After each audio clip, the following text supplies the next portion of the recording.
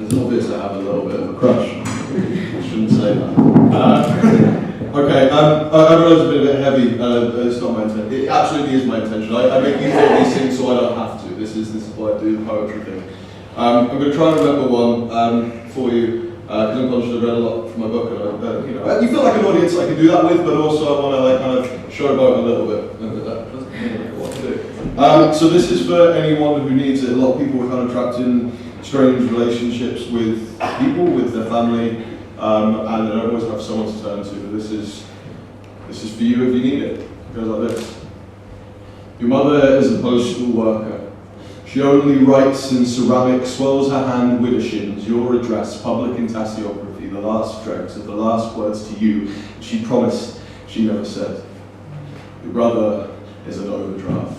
Your brother, the final reminder. Your brother, address he gone away, you return to sender. He does not live here anymore, nothing but postcard reminders of his existence. And the honey sticky blue tack leaves residue on walls from where he tried to store his memories.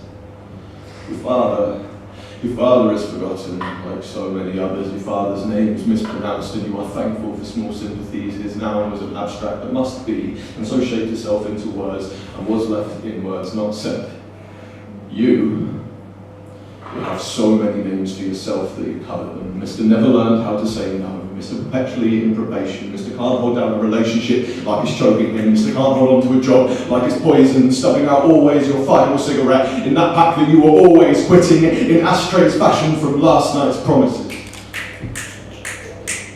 Called yourself something that needed an escape plan, something last minute to run away from, but you never thought about the two of running, the destination less important than the leaving. You breathe harder than most, with your hurricane chest made up of nothing but exits. You leave behind empty spaces that look like allergens. You are so scared of heights, but cannot think of anything other than flying away from here to seek some far-flung, forgotten corner of the get-out clause. You get to the airport, and you know that they are going to ask you if you have packed the bags below your eyes yourself. And I know that you do not have time to unpack all of that in public. You put your everything up for show to tell them you are not a threat to anyone else but yourself. Find they will not let you board if you do not know where you are headed. Find that away from here is not the answer that they needed. You search around for your passport response, your get out of everything clause, and find there is no amnesty for loss.